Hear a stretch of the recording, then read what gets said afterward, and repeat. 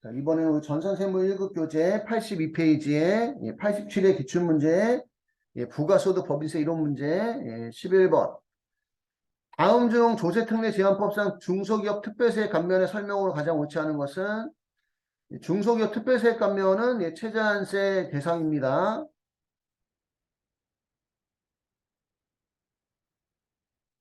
법인세법상 조세 감면은 최저한세 적용 제외.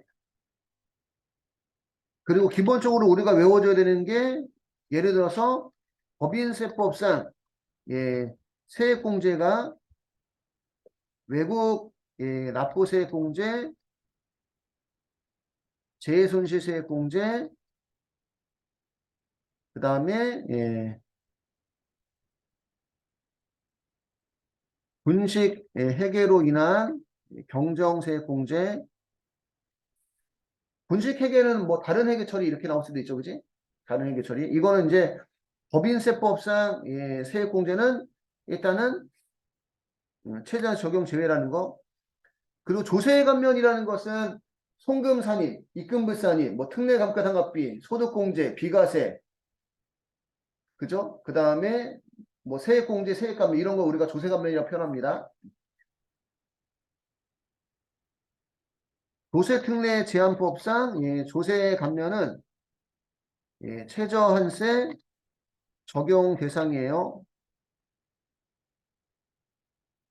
단 지급 명세서 세액공제와 중소기업의 연구 및 인력개발비 세액공제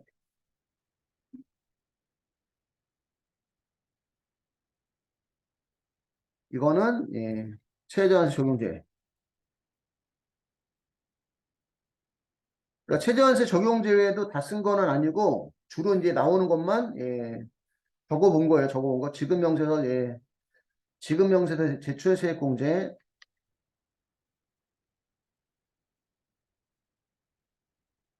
지급 명세 제출 세액 공제와 중소기업의 연금 및 인력급의 세액 공제하고 뭐 일반 법인은 뭐 석박사, 그지? 석박사 연구개발비 세액 공제 연구개발비에 대해서 세액 공제에 대해서 최저한세 적용 제외합니다.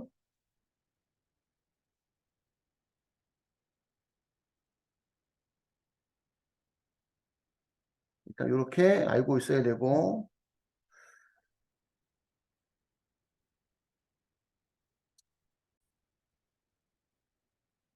참고하시고 전년 대비 고용인을 감소하지 않은 경우는 감면원도 1억 원, 고용인원 감소 시 1인당 500만 원씩 공제, 복지부기 의무자가 사업용 계좌 미신고하면 그 중소기업 특별세액 감면 받을 수 없다는 거 생각하시고 12번. 다음 중 무조건 분리과세 대상 소득에 해당하지 않는 것은 연금 소득 중 사적연금액 1200만 원 이하는 선택적 분리과세죠. 선택적 분리과세. 그러니까 선택적 분리과세의 의미는 분리과세와 종합과세 중 선택이에요. 유리한 거 선택. 근데 이제 우리 실무 시험에서는 선택적 분리과세에 해당되면 분리과세 선택에서 소득세는 걸리지 않는 걸로 보면 돼. 실무 시험에서는. 근데 이론상으로는 둘 중에 선택이라는 거. 기타 소득증 복권 등이죠. 복권, 그 다음에 뭐 승마 투표권, 그 다음 뭐 스포츠 경기 투표권, 뭐 슬롯머신, 소싸움 경기, 뭐 이런 것들은 무조건 분리과세고, 근로소득증 이런 근로자의 근로소득도 무조건 분리과세. 직장공제에 초과반환금. 우리 외울 때 이거 금융소득증 무조건 분리과세. 직장비법. 직장공제에 초과반환금. 그죠? 그 다음에, 비실명 금융소득.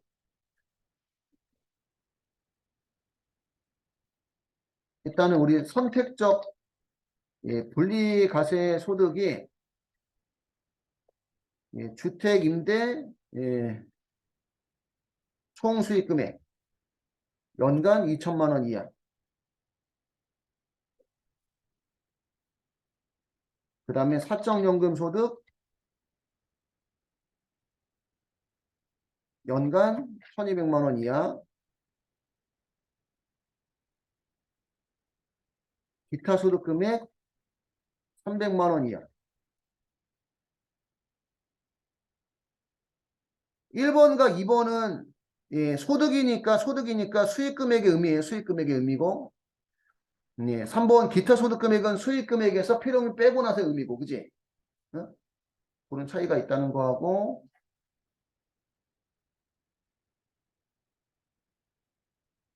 그다음에 무조건 예, 분리과세 예, 금융소득이 외울 때 예, 직장 비법 직장 공제에 초과반환금 예, 연분 연승법에 의한 예, 기본세율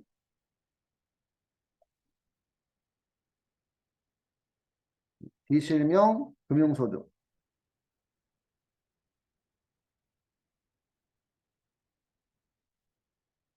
42% 예,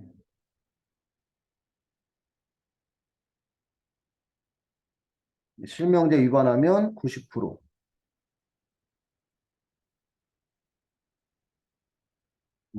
법인격 없는 단체의 예, 금융소득하고 법원의 예, 경락 대금에서 발생한 예, 이자 소득은 예, 14%,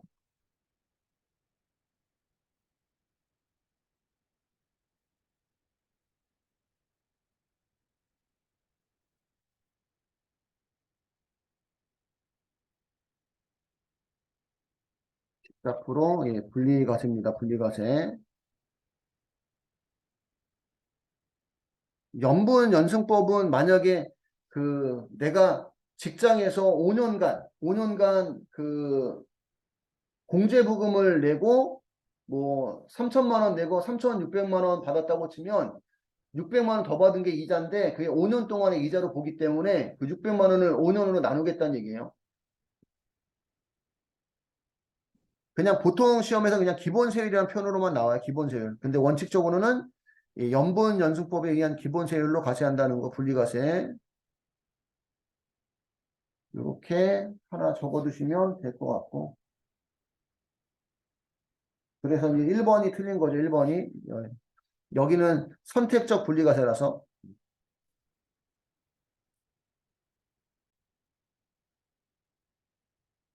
13번 다음 중 법인세법상 손익의 기록 시기에 대한 설명을 틀린 것은 내국법인의 각사업연도 입금과 송금의 기록사업연도는 그 입금과 송금이 확정된 날에 속하는 사업연도를 한다. 1번은 맞는 얘기죠. 이거 우리가 예, 소득세법이나 법인세법에서는 예, 권리, 의무, 확정주의 이렇게 표현해요.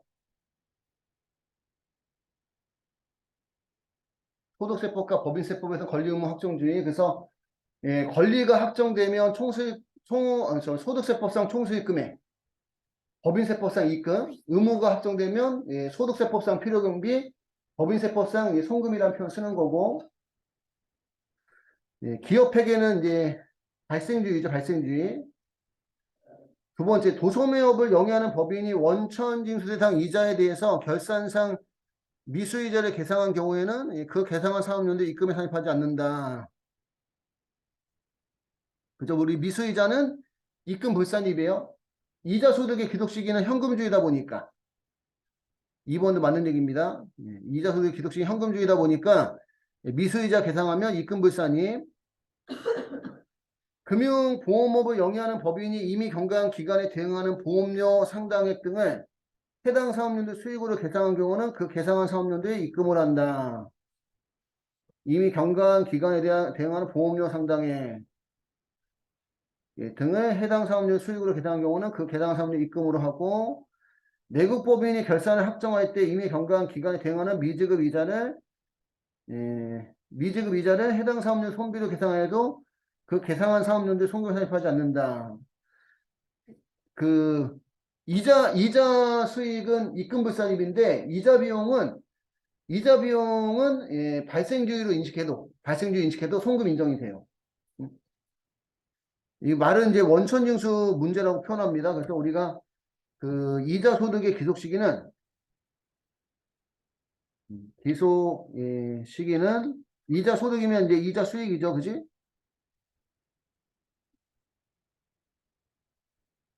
소득세법상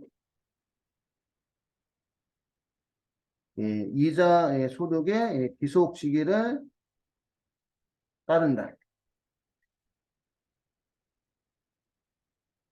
법인세법상 이자 소득의 기속 시기는 소득세법상 이자 소득의 기속 시기에 따르는데 소득세법상 이자 소득의 기속 시기가 약정이 있으면 약정에 의한 지급이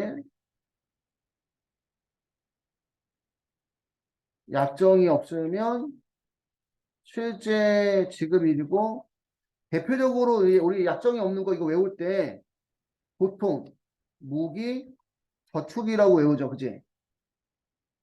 응? 보통 예금, 뭐 정기예금, 정기적금, 무기명, 이자소득,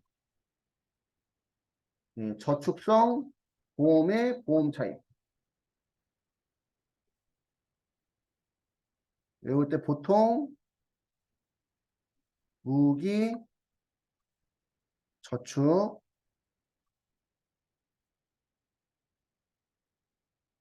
그 다음에 이제 그 외에는 통지예금은 인출일.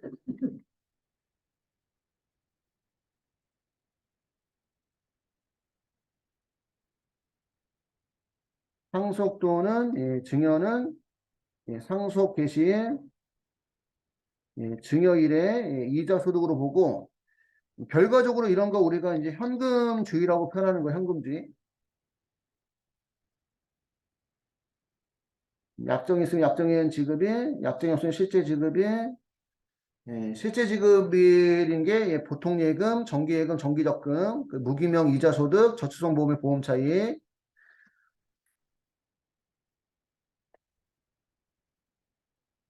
이자 비용도 이자 소득의 기속 시기를 따릅니다. 원칙은.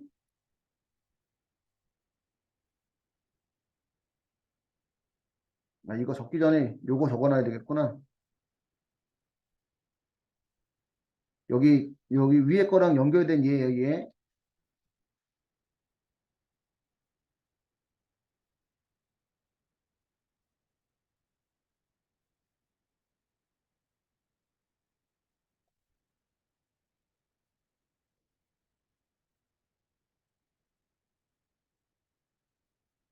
팔 월 1일 은행예금 1억 원 입치.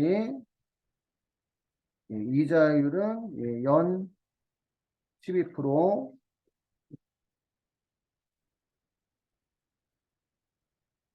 연 12%니까 연 1200만 원.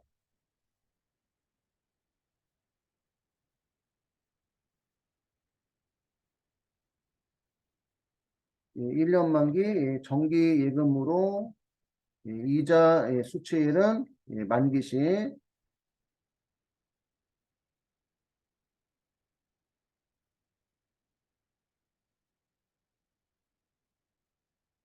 12월 31일 당사는 단기분 8, 9, 10, 11, 12 5개월치 이자 500만 원을 미수이자로 계상했다. 그래서 회사가 사변의 미수이자 500만 원, 대변의 이자 수익 500만 원 이렇게 계상했는데 세법은 무슨 주의다 보니까 현금주의다 보니까 경과이자에 대해서 미수이자 인식하는 거 인정하지 않는다는 얘기예요.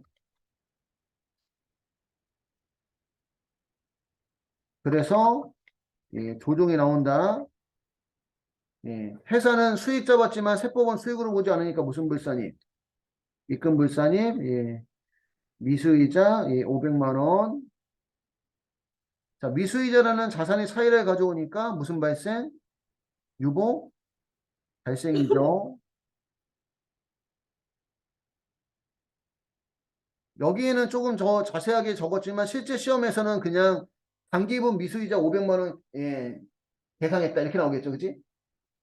간단하게. 그래서 예, 미수이자 계상하면 입금불산입이고 이자 비용은 예, 이자 소득의 원칙은 이자 소득의 기록식에 따라요.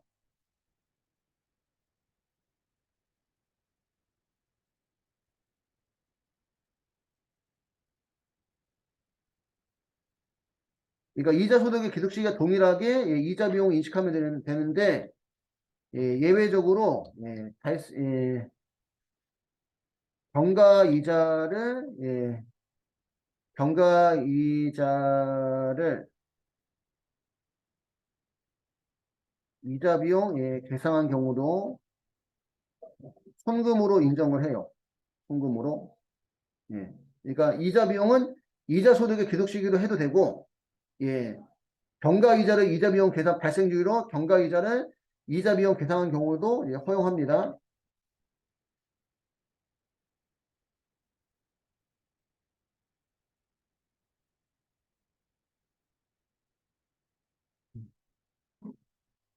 그래서 그래서 4번이 틀린 겁니다. 그래서 4번이 틀린 거. 여기까지 정리를 하시면 될 것 같아요.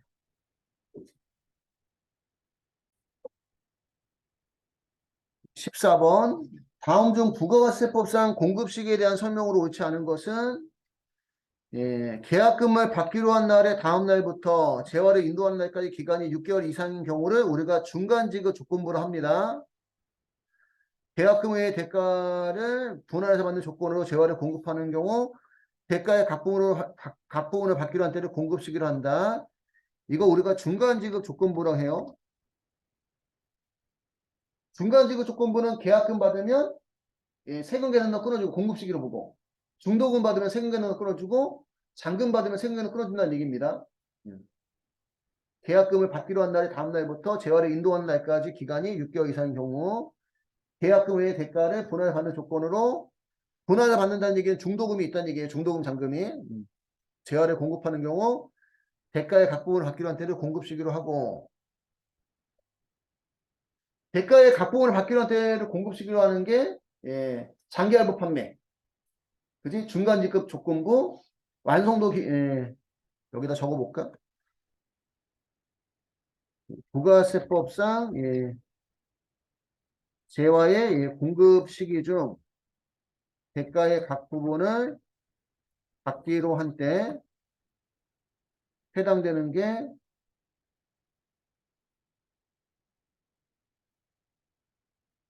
장기할부 판매, 중간지급 조건부, 완성도 기준지급, 그 다음에 공급 단위를 구해갈 수 없는 재화를 계속적, 반복적 공급 시 공급 단위를 구해갈 수 없는 재화를 계속적, 반복적 공급하는 거에 대표적인 게 전기, 가스. 전기나 가스 같은 거 우리가 한 달에 얼마큼 쓴다고 하고 받는 건 아니라는 얘기지. 그런 것들. 요게 용역도 동일하죠. 용역도 그지. 장기할부 판매, 중간지급 조건부, 완성도 기준지급, 공급 단위 구해갈 수 없는 용역을 계속적 반복적 공급하는 경우도 동일하다고 보시면 됩니다. 그래서 1번은 맞는 얘기고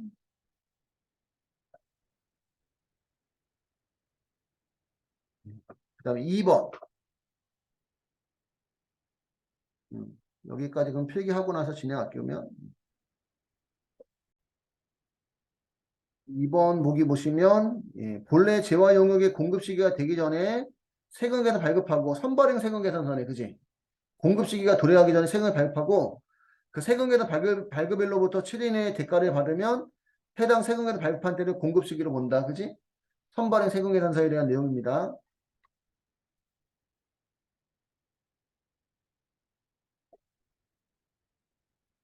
그 다음에 3번 영무의 제공이 완료된 때 또는 대가를 받기로 한 때를 공급 시기로 볼 수 없는 경우 영무의 제공이 완료되고 공급가액이 확정되는 때를 공급 시기로 하고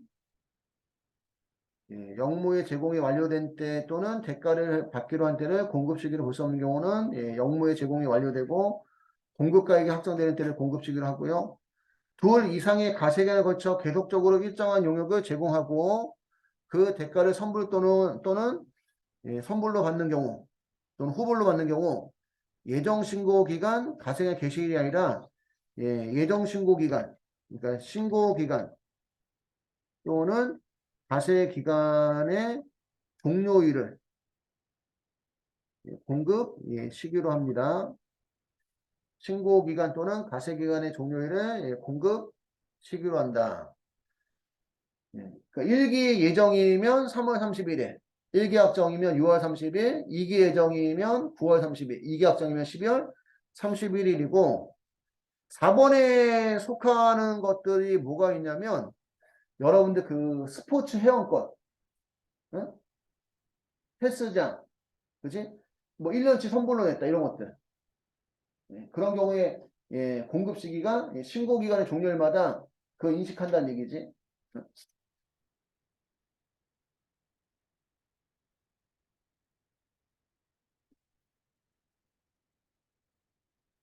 그래서 개시일이 아니라 종료일이라는 거 4번이 틀렸고요. 개시일이 아니라 종료일, 신고기간 또는 가세의 종료일. 15번.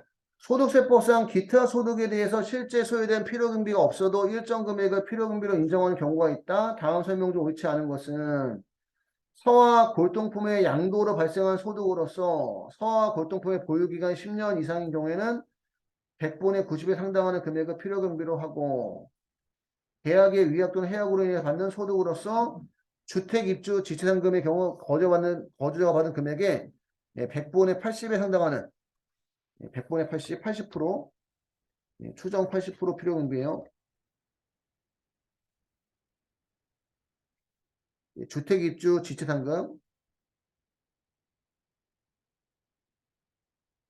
80%를 필요금비로 하고 2번이 틀린 거고 종교인 소득으로서 종교 관련 종사자가 해당 가세에 받은 금액이 2천만 원 이하인 경우에는 100분의 80에 상당하는 금액을 필요금비로 한다. 일시적인 인적 용역으로서 고용관계 없이 다수인이 강연하고 강연료 등 대가를 받는 경우는 100분의 60에 상당하는 금액을 필요금비로 합니다. 그래서 2번이 틀린 거고 기타 소득에 대한 총 수익 금액에서 필요 경비를 빼면 기타 소득 금액이 나오는데 그 다음에 기타 소득 금액은 일반적으로 원천징수세율이 20%죠. 20% 하면 원천징수세액이 나옵니다. 이 원천징수세율은 15%짜리도 있고, 그죠? 30%짜리도 있고,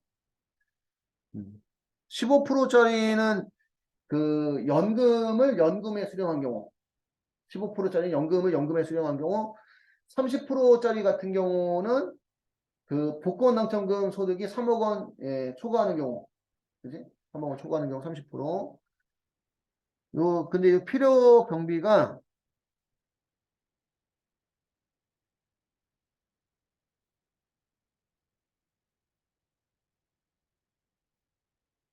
필요 경비가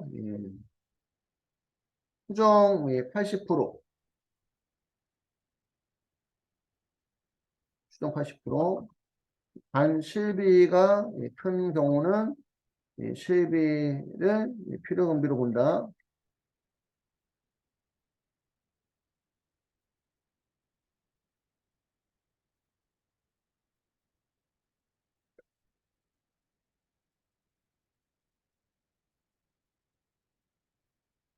가수가 순위 경쟁하는 대회에서 받는 상금과 부상,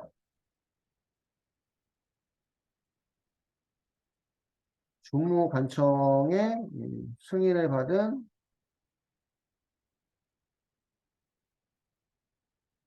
뭐 상금과 부상.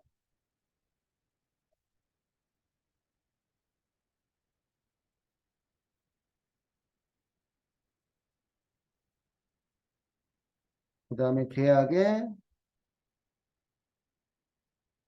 위약, 해약금 중 주택 입주, 지체 상금 이런 것들은 추정 80% 필요경비고 추정 60% 필요경비 추정 60%도 단 실비가 큰 경우는 실비를 필요경비로 봅니다. 추정 60%보다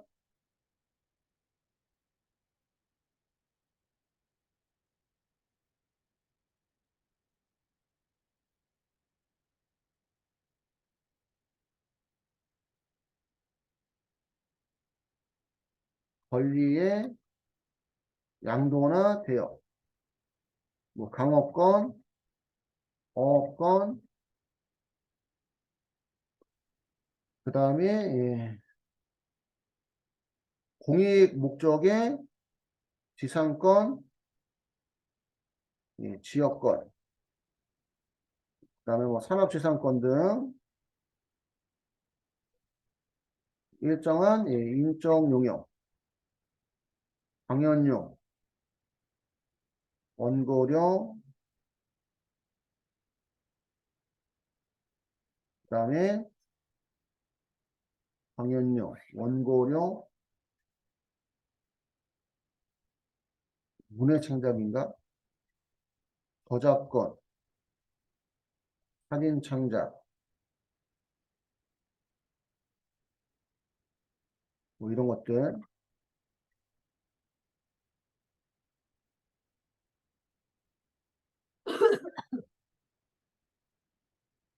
그 다음에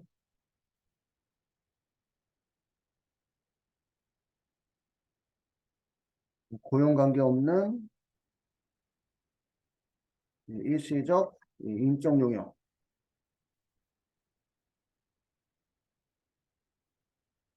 CF 전속계약금, 전속계약금,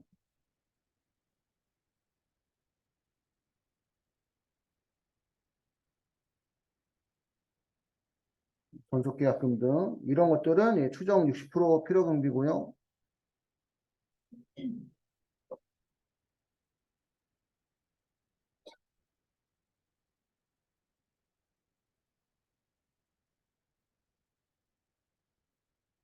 실비만 인정하는 경우는 그 외 기타 소득. 근데 지금 여기에 종교인 소득이 또 들어왔죠, 그지? 이것도 종교인 소득 여기다 하나 써놔야 되겠네. 그러니까 지금 서학활동품, 종교인 소득 이런 것들은 그렇게 시험에 나오지 않았던 것들인데 최근에 와서 이렇게 나오네요. 최근에 와서 여기에 종교인 소득으로서 종교 관련 종사자가 해당 계에서 발생받은 금액이 2천만 원 이하인 경우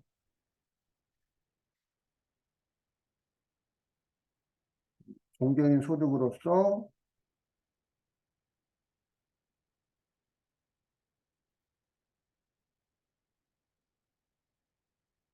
2천만 원 이하인 경우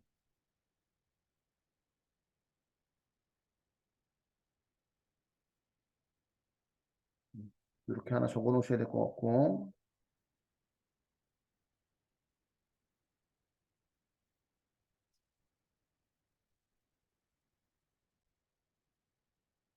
기타 소득 중 서화 골동품도 실비가 큰 경우는 실비를 필요경비로 보고 서화 골동품 10년 이상 보유하고 양도한 경우는 양도가액의 90%가 필요경비 10년 미만 보유한 경우는 1억 원 이하는 90% 1억 원 초과분은 1억 원까지는 90% 1억 원 초과분만 80% 필요경비를 인정한다는 거 여기까지 해서 87회 기출문제의 부가소득 법인세 이론 문제가 끝났고요.